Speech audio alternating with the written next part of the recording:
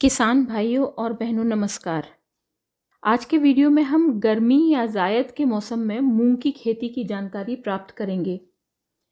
किसान भाइयों और बहनों, आप सभी जानते हैं कि मूंग की फसल गर्मी और बारिश दोनों मौसमों में लगाई जा सकती है। यह कम समय में पकने वाली एक मुख्य दलहनी फसल है, जिसका उपयोग हरी खाद के रूप में भी भूमि में कार्बनिक तत्व या जीवांश बढ़ाने के लिए किया जाता है। इसमें विशेष बात यह है कि जायद या गर्मी में लगाने वाली मूंग की फसल खरीफ की फसल से अधिक उत्पादन देती है। जहां एक ओर यह फसल कम समय में पक जाती है, वहीं दूसरी ओर इस मौसम में खरीफ की तुलना में कीड़े और बीमारी भी कम लगते हैं। तो आइए हम जानते हैं कि गर्मी या जायद के मौसम में मूंग की बोनी किस प्रकार और कब की जाए। गर्मी या जायद की मूंग के लिए खेत की तैयारी करने के लिए रबी फसल कटने के तुरंत बाद खेत में जुताई कर और पलेवा कर बोनी कर सकते हैं, या फिर सूखी बोनी कर पलेवा दे सकते हैं, जिससे समय और ऊर्जा की बचत होती है।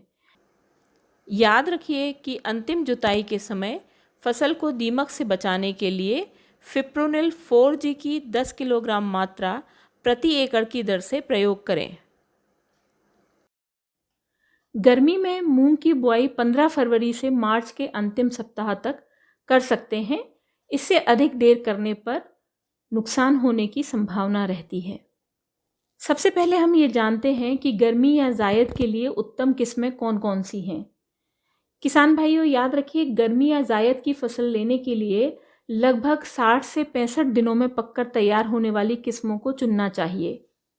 गर्मी की फसल के लिए उपयुक्त प्रमुख किस्में हैं IPM 2-14, जिसको हम श्रेया के नाम से भी जानते हैं, MH 421, PDM 139 या सम्राट, IPM 205-7, जिसको हम विराट के नाम से भी जानते हैं, IPM 410-3, जिसको हम शिखा के नाम से जानते हैं, IPM 2-3।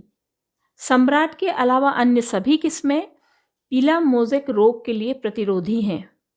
गर्मी या जायद की फसल में बोनी हेतु लगभग 10 से 12 किलोग्राम बीज की प्रति एकड़ की दर से आवश्यकता होती है।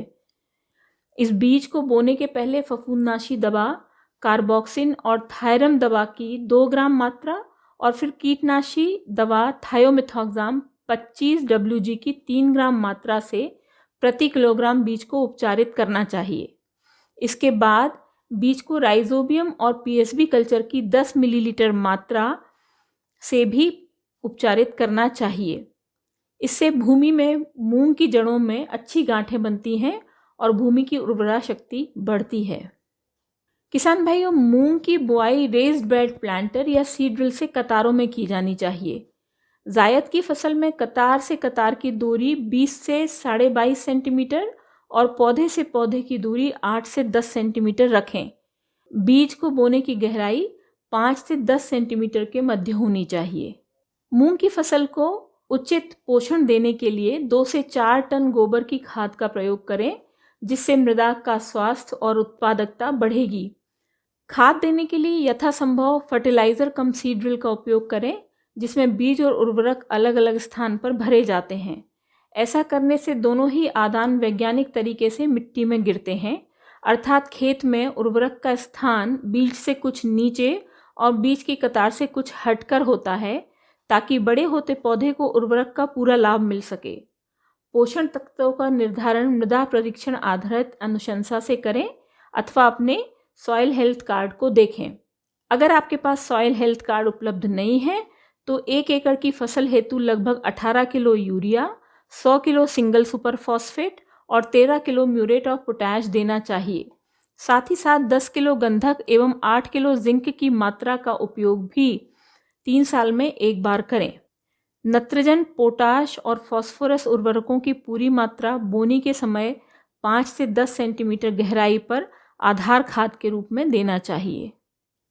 नींदा के नियंत्रण के लिए 3 खरपतवार नाशक दवाओं की अनुशंसा मूंग की फसल में की जाती है, जिसमें पेंडिमिथिलिन, इमेजिथापिर और क्यूजोलफॉप इथाइल प्रमुख हैं। इनमें से पेंडिमिथिलिन नामक खरपतवार नाशी की 280 मिलीलीटर मात्रा का उपयोग बोनी के तुरंत बाद लेकिन अंकुरण के पहले कम से कम 200 लीटर पानी में मिलाकर करना चाहिए। इसमें उपयोग करने का समय बहुत महत्वपूर्ण है, इसलिए याद रखें। जबकि इमेजिथापिर अथवा क्यूजोल्फॉप इथाइल की 350 से 400 ग्राम मात्रा प्रति एकड़ का उपयोग 200 लीटर पानी में मिलाकर बोनी के 20 से 25 दिन बाद कर सकते हैं। ध्यान रखिए, खरपतवार नाशी के प्रयोग के समय खेत में नमी का होना बहुत आवश्यक है। सामान्यतः गर्मी की फसल में 8 से 10 दिन के अंतराल पर सिंचाई की आवश्यकता होती है और फसल पकने के 15 दिन पहले से सिंचाई बंद कर देनी चाहिए। किसान भाइयों, अब हम बात करते हैं गर्मी की मूंग की फसल में लगने वाले रोग और कीड़ों की। गर्मी की फसल में पत्ती भक्षक कीट, कंबल कीट और सफ़ेद मक्खी फसल को नुकसान पहुंचाते हैं। पत्ती भक्षक और कंबल कीट के नियंत्रण के लिए थायोमेथोक्साम और लेम्डासाइलोथ्रिन की पूर्व मिश्रित दवा की 50 मिलीलीटर मात्रा प्रति एकड़ की दर से प्रयोग करना चाहिए, जबकि सफ़ेद मक्खी के नियंत्रण के लिए इमिडाक्लोप्रिड की 80 मिलीलीटर मात्रा या एसिटामिप्रिड की 60 ग्राम मात्रा प्रति एकड़ की दर से 200 लीटर पानी में घोल बनाकर छिड़काव करना चाहिए। मूंग के प्रमुख रोगों में पीला मोज़ेक रोग, सर्कोस्पोरा पर्णदाग और एंथ्रेक्नोज, चारकोल विगलन और पाउडरी मिल्ड्यू रोग प्रमुख हैं। आइए सबसे पहले बात करेंगे पीला मोज़ेक रोग की। यह रोग विषाणु या वायरस से फैलता है जिसका वाहक सफ़ेद मक्खी होती है। इस रोग के फैलाव को रोकने के लिए हमें सफ़ेद मक्खी को नियंत्रित करना होता है। इस मक्खी को नियंत्रित करने के लिए इमिडाक्लोप्रिड 17.8% दवा की 80 मिलीलीटर मात्रा प्रति एकड़ अथवा थायोमेथोक्साम 25 WG की 2 ग्राम मात्रा प्रति लीटर पानी में घोल बनाकर छिड़काव करना चाहिए। आवश्यकतानुसार 15 दिन के अंतराल पर 2 बार छिड़काव किया जा सकता है। इस रोग से बचने के लिए रोग प्रतिरोधी किस्मों और प्रमाणित बीज का उपयोग करना भी लाभप्रद होता है।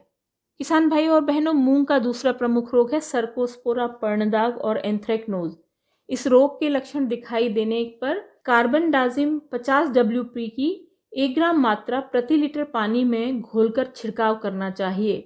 रोग रहित स्वस्थ बीजों का प्रयोग करने से इस रोग में कमी आती है। चारकोल विगलन नामक इस रोग से बचाव के लिए 2 से 3 साल का फसल चक्र अपनाना चाहिए, जिसमें बाजरा और मक्का का उपयोग हो। इसके अतिरिक्त कार्बनडाजिम 50 WP की 1 ग्राम मात्रा से प्रति किलोग्राम बीज को बोनी के पहले उपचारित करना चाहिए। भभूतिया अथवा पाउडरी मिल्ड्यू रोग से बचाव के लिए रोग प्रतिरोधी किस्मों का चयन करना चाहिए। समय से बोनी करनी चाहिए। रोग के लक्षण दिखने पर सल्फर चूर्ण की 2.5 ग्राम मात्रा प्रति लीटर पानी में मिलाकर छिड़काव करना चाहिए। किसान भाई और बहनों, गर्मी या जायद मूंग की उन्नत तकनीकी से हमें 5 से 6 क्विंटल उपज प्रति एकड़ की दर से प्राप्त हो सकती है। इसके लिए आवश्यक है कि समय पर फलियों की तुड़ाई की जाए। चूँकि जायद की फसल 60 से 65 दिनों में पककर तैयार हो जाती है, इसलिए जब फलियों का रंग हरे से काला होने लगे तो फसल की 2 बार तुड़ाई करें।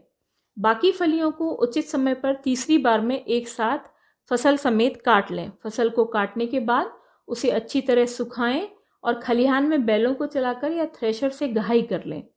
भंडारण करने के पहले दानों को अच्छी तरह से सुखाकर नमी रहित स्थान पर भंडारित करें। किसान भाइयों और बहनों, हमें उम्मीद है कि आज का वीडियो आपको अधिक लाभकारी और उपयोगी लगा होगा। इस वीडियो के बारे में अपनी राय देने के लिए हमें ज़रूर लिखें। नई तकनीकी जानकारी प्राप्त करने के लिए जवाहर किसान चैनल को सब्सक्राइब करें, लाइक करें और हमारे वीडियोस को अपने मित्रों के साथ में शेयर ज़रूर करें। बहुत बहुत धन्यवाद।